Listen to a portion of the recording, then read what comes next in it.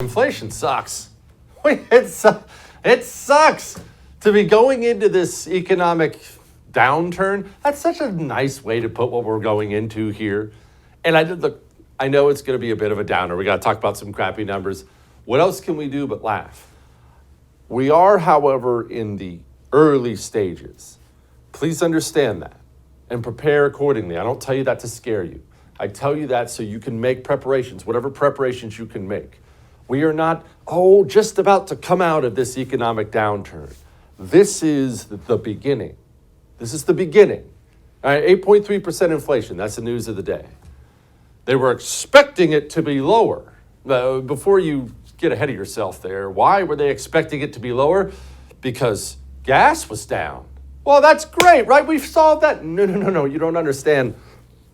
Gas was down for two reasons. One, we are draining our strategic oil reserve at a level we haven't seen in decades. They're doing that to artificially keep the prices low. By the way, that's a national security issue.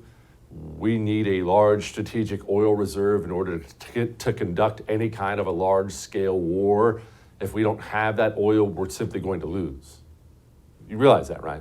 Those jets don't fly on solar panels. Neither do those boats. Anyway, setting that aside, let's talk about why it didn't go down, because gas was down. Well, the cost of food went up so much that it canceled out any gains we would have made from gas. How bad is it? Well, fuel oil is up nearly 70%.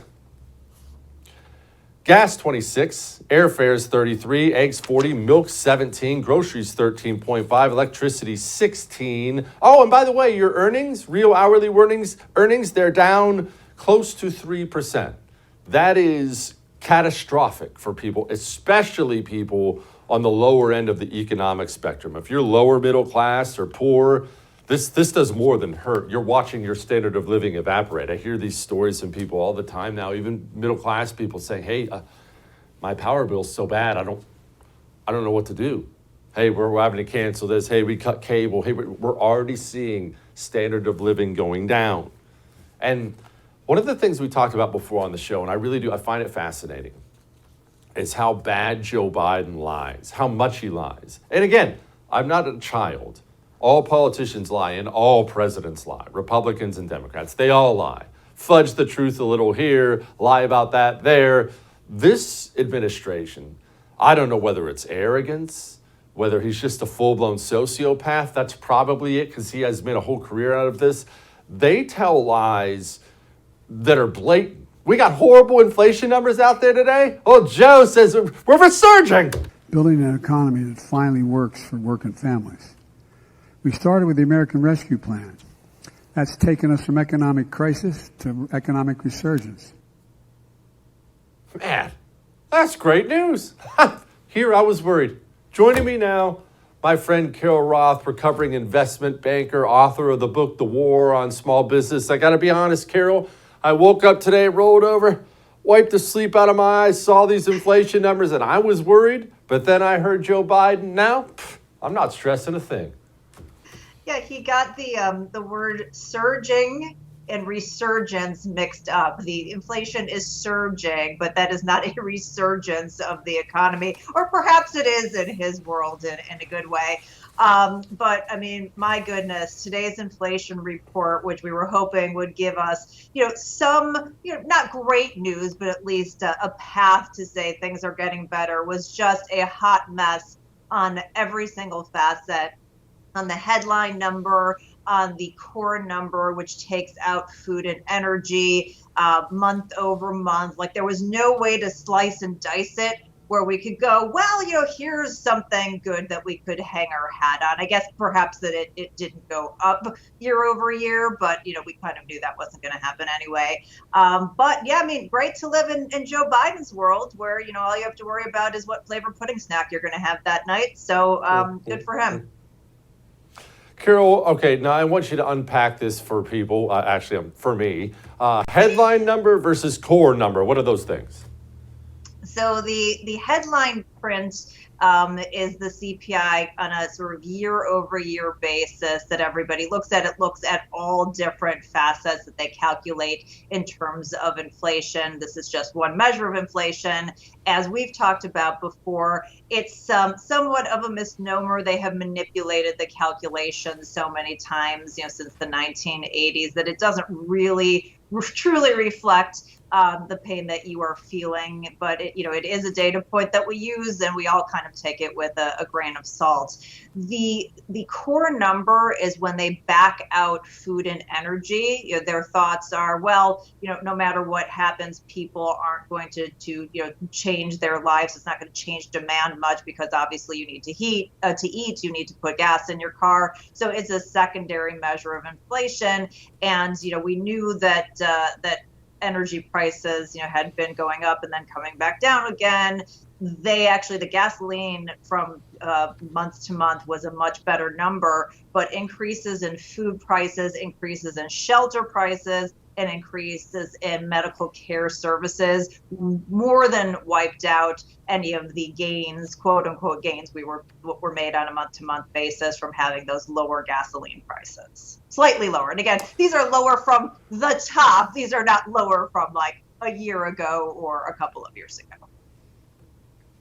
Carol, I have a question. So I'm seeing something that concerns me. I'm seeing many things that concern me, but there's something out there that's really concerning me right now. What Janet Yellen had to say. Here is Janet Yellen. The Fed is going to need great skill and also some good luck to achieve what we sometimes call a soft landing, which is bringing inflation down while maintaining the strength of the labor market. And I believe there is a path to accomplishing that. Okay, Carol, that concerns me for a couple different reasons. One, there's not great skill. We don't have experts. We certainly don't have experts running the finances in this country. That's just not even arguable at this point. So, okay, there's no great skill. Even if we had great skill, we need luck. That's one thing that concerns me. The second thing is this. That sounds pessimistic. When I hear pessimistic things from people who routinely lie to me and tell me how great things are, that concerns me greatly, that we are just at the entry point of something really, really ugly. Yeah, I mean, Janet Yellen is the same one who's been telling us things like inflation is going to be transitory or there will be no inflation.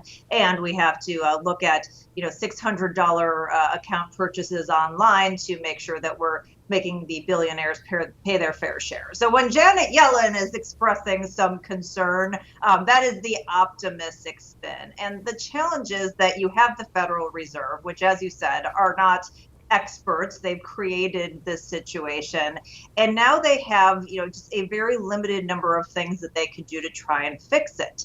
The quote unquote tools they have are on the demand side. That means slowing down consumer purchases, slowing down business investment.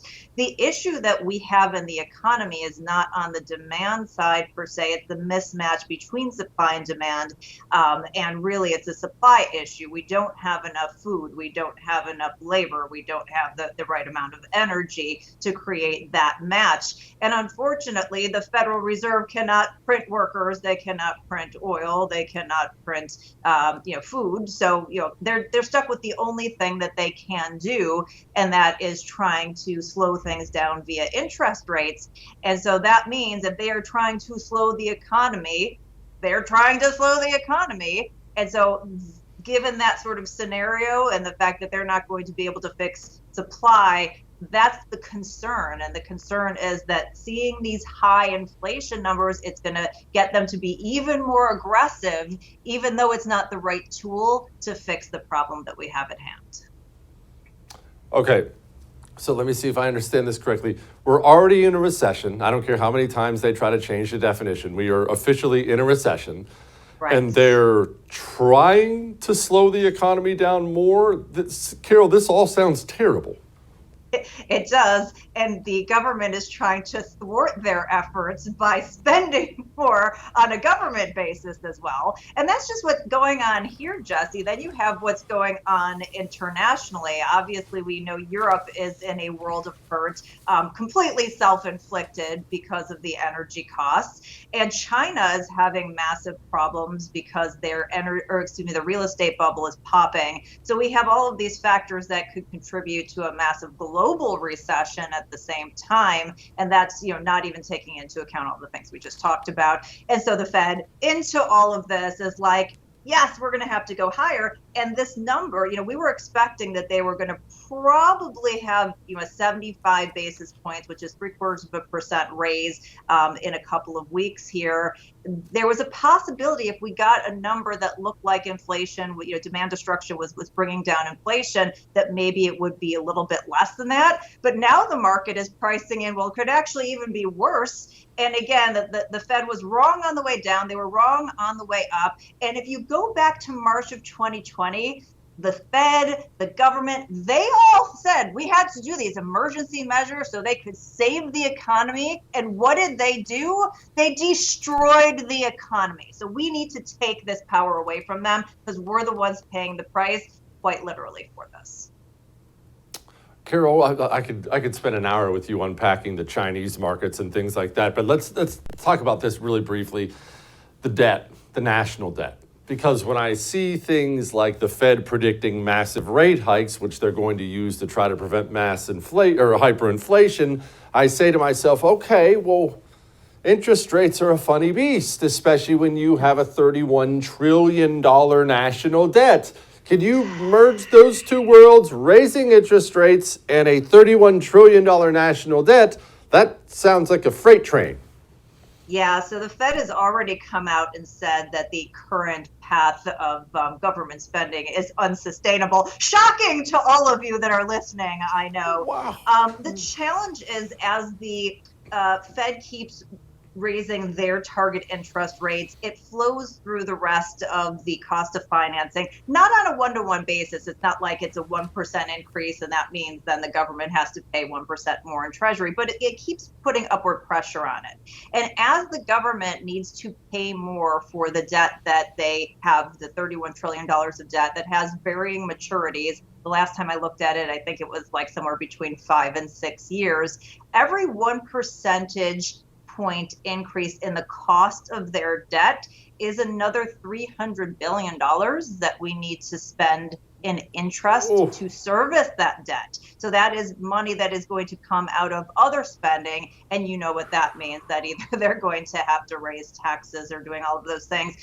Just to put this all in perspective, if we went back to 2019 spending, so right before the pandemic, with the amount of receipts that they expect to collect for this year, we would actually be at a break-even point. If we went back to 2018, if they just dialed it back just to 2018, not that long ago, that spending with the amount of receipts that they're expecting to collect, via taxes, we would have a $300 billion surplus. And what are these idiots doing? They're spending more and more money. They expect for this fiscal year, which ends at the end of the month, a $1.4 trillion deficit.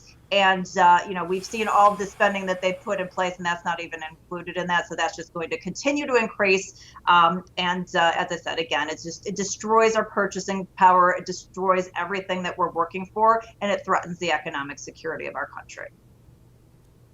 Carol Roth, bright and sunny today. Thank you, Carol. I appreciate buy it. hard assets, Jesse. Buy your metals, buy gold, buy land, buy water rights. Seriously, this is the long-term strategy here. We have to give people some hope, right? What do? Long-term, you want to own hard assets. You heard it here. Carol Roth, everybody, follow her advice. Thank you. All that may have made you uncomfortable, probably did. But we got to know, right? But I'm right.